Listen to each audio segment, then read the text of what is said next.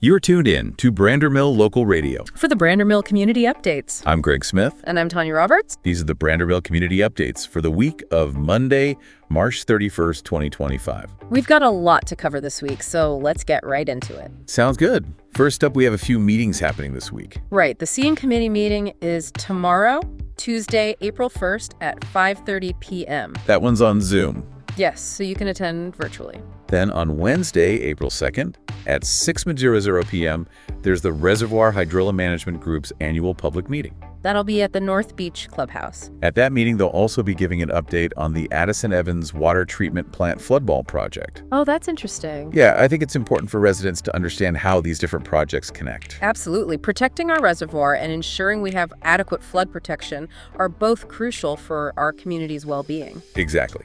And then on Thursday, April 3rd at 10:00 a.m., there's a meeting at Brandermill Church, hosted by the Brandermill Region Men's Club. This one is about ZOMod, which is the county's zoning ordinance modernization project. Right, and this particular meeting will focus on proposed zoning changes along the 360 corridor westward.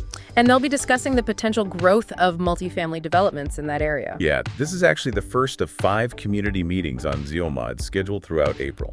So it seems like the county really wants to hear from residents about these proposed changes. Definitely. These changes could have a big impact on how our area develops in the future, so it's important for people to stay informed and get involved. I agree. Now, looking ahead to next week, we have the NAC meeting on Monday, April 7th at 7:00 p.m. at the Harbor Point Clubhouse. And then on Tuesday, April 8th, the ARC committee meeting is at 3:30 p.m. at the BCA office. Wednesday, April 9th is a busy day with 2 meetings. First, there's a roundtable discussion on compliance and maintenance at 11:00 a.m. at North Beach Clubhouse. And then later that evening at 7:00 p.m., the Finance Committee will be meeting via Zoom. It's great to see so many different committees and groups actively working to address various aspects of our community. Definitely shows a strong sense of community involvement. For sure. Now let's talk about something that's probably on everyone's mind. Okay. The second quarterly assessment. Oh yeah, that's due tomorrow, April 1st. That's right. The amount due is $222.25. And you can pay that online through ClickPay. You can also mail a check if you prefer. But if you do mail a check, there's a really important detail you need to remember. What's that? Make sure you spell out Brandermill Community Association in full on the check. Oh, why is that? Apparently, if you abbreviate the name, it can cause your payment to be rejected. Oh, wow, I didn't know that. Yeah, and that could lead to late fees, which nobody wants. Definitely not. So to be safe, it's best to write out the full name. Exactly. And just a reminder, the mailing address is Brandermill Community Asso, Cove First Service Residential, P.O. Box 30403, Tampa, FL 33630. And just to reiterate, the BCA office does not accept in-person payments for the assessments. All right, it's either online or by mail. Okay, moving on to some infrastructure updates. Let's talk about the Floodwall project at the Addison-Evans water treatment plant. Right, that's a big one. Yeah, it is. It's a $24 million project, but thankfully they received an $8.5 million grant to help fund it. That's great news. So when does construction begin? Construction is scheduled to start on May 28th and is expected to continue through September 9th. All right, so about 4 months of construction. Yeah, give or take, depending on weather and other factors. Makes sense. And during that construction period, they'll be doing pile driving between 7:00 a.m. and 4:00 p.m. Monday through Friday. Oh, so residents in the surrounding area might experience some noise during those times. Yeah, especially those living in Harbor Point and Thornridge. It's good they're giving people a heads up about that. Definitely. But the good news is the floodwall itself is projected to be completed by spring 2026. And the whole project should be wrapped up by July 2026. Exactly. So a bit of a wait, but it'll be worth it in the long run. Definitely.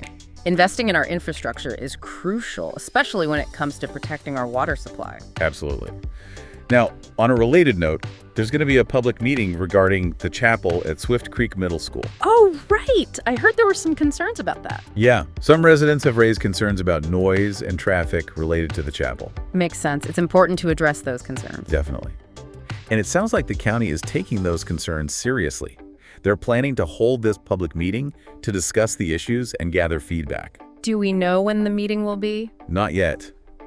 The BCA is still waiting to receive the official date from the county. Okay, so stay tuned for that. Yes. Once they have the date, they'll announce it to the community. That's good. Now, shifting gears a bit, we have a couple of transportation-related updates. Okay, what's going on with transportation? Well, first up, the crosswalk at Sandy Ridge is finally scheduled to be installed this year. Oh, that's great news. That's been a long time coming. It has. They haven't given us an exact date yet for the installation, but we'll keep you updated as soon as we know more. Okay, sounds good. And then Chesterfield County is also planning to install a traffic signal near Clover Hill High School. Oh, that's good to hear. That area can get pretty congested. Yeah, especially during school arrival and dismissal times. So will the traffic signal be installed sometime this year? Yes, the plan is to get it done this year, but like the crosswalk, we don't have a specific date yet. All right, we'll keep an ear out for updates on that. Definitely. I think both of these additions will be big improvements for safety in those areas. I agree. Now, before we move on, just a quick reminder to all residents. Yes, go ahead. The BCA has received reports of litter on common property, so please remember to clean up after yourselves when you're enjoying our community's beautiful spaces. That's a good reminder. It's up to all of us to keep Brandermill looking its best. For sure.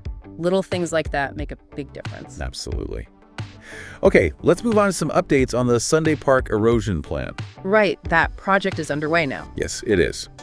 This project is aimed at addressing soil compaction and erosion issues below the playgrounds and lower paths. And they're partnering with the Virginia Conservation Assistance Program, or VCCAP, for this? Yes, they are. And they'll be planting native plants, trees, and shrubs to help stabilize the soil. That's a great way to address erosion while also enhancing the natural beauty of the park. Definitely. So for this week, starting today, March 31st, they'll be installing topsoil, river rock, and the foundation for the food truck parking area. Oh, that's right. They're adding a food truck parking area. Yep, that's part of the plan.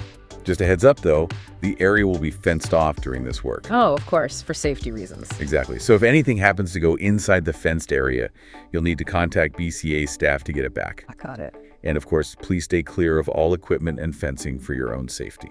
Good advice. All right, in some more positive news, the bathrooms at Commodore Point are now open for the season. Oh, that's great. And what about the water at the gardens and the marina? That's also operational now, Yeah. so you can enjoy all those amenities to the fullest. Awesome. Perfect timing for the warmer weather. It is. Just a quick note, though, the water for the golf course is managed separately. Okay. And they sometimes have issues that can lead to temporary closures, so that's something to keep in mind. Got it. I'll make sure to check the golf course status before heading out. Good idea. And speaking of outdoor activities, grass cutting season has officially begun. Oh, that's right. So everyone, please be extra cautious and aware when you see those mowing teams and contractors working around the community. It's important to give them space and be mindful of their presence. Absolutely. And if you have any questions or concerns about grass cutting or other maintenance issues, you can reach out to the maintenance director, John Montervino. Do you have his email address handy? Yes, it's johnmontervino@fsresidential.com. Okay, I'll make a note of that. Now, let's talk about the governing documents rewrite vote. Right, that's a big one. It is. As of today, the quorum stands at 22.32%. So we still have a ways to go to reach that 75% threshold. We do. So if you haven't voted yet, please make sure you do. Every vote counts. Absolutely. These updates to the governing documents are important. They are. And just to clarify, we're not talking about changing any of the actual processes or introducing any new assessments. Right, it's mainly about updating the wording to make things clearer. Exactly. They've made changes to Article V and Article 7. You can find links to those articles and a frequently asked questions page on the BCA website. It's good that they're providing all that information so residents can make informed decisions. Definitely. And one important thing to note, a yes vote on these changes would actually strengthen the membership's voice in the future, Oh, how so? because it would then require a 75% membership vote to make any further changes to these documents, rather than the current simple majority vote by the board. Oh, I see. So it raises the bar for future changes. Exactly. Okay, so Yep. if you're ready to cast your ballot, the Vote HOA emails have been sent out. Those contain your registration PIN and a link to vote. Right. They recommend adding Brandermill at ivoteo.com to your safe sender list, and also checking your spam or junk folders just in case the email ended up there. Good tips. And once you have the email, the online voting process is pretty straightforward. You click the link, register, cast your vote, and submit. Simple enough. Yep. If you prefer to vote by paper ballot, you can find those in the annual meeting notices that were mailed out. And you can drop off your completed ballot in the special ballot box outside the BCA office. Exactly. And just a reminder, it's important to keep your contact information up to date in the resident portal so you receive all the important voting materials and updates. Good point. If you haven't received the email or the paper notice, you should reach out to Naomi Sharp at fsresidential.com. She can help you get what you need to vote. All right, now for some important dates to keep in mind. Online voting closes on Monday, April 21st at 12:00 p.m. The BOD meeting is that same day, Monday, April 21st at 6:00 p.m. at the North Beach Clubhouse. Right. And I believe there will be a virtual option for that meeting as well. Oh, that's good to know. The deadline for paper ballots is Wednesday, April 23rd at 6:00 p.m. And the annual meeting is also on Wednesday, April 23rd at 6:00 p.m. at North Beach Clubhouse. Right. And they'll have a virtual option for that meeting too. It's great that they're offering those virtual options so more people can participate. That's what makes it more accessible. And finally, I just want to mention that the candidate bios and videos are available online. Oh, that's right. We have some board elections coming up. We do. The candidates are Bill Mooney, Dan Ciesla, Ronnie Hayes, Kevin Chaney, Adele Pritchett, Greg Allen, and Roger Kasim. So be sure to check out their bios and videos before you cast your vote. That concludes the Brandermill Community Updates for the week of Monday, March 31st, 2025. You can find more information and updates on the Brandermill Community Association's website and social media pages. Thanks for listening to Brandermill Local Radio. And have a great week.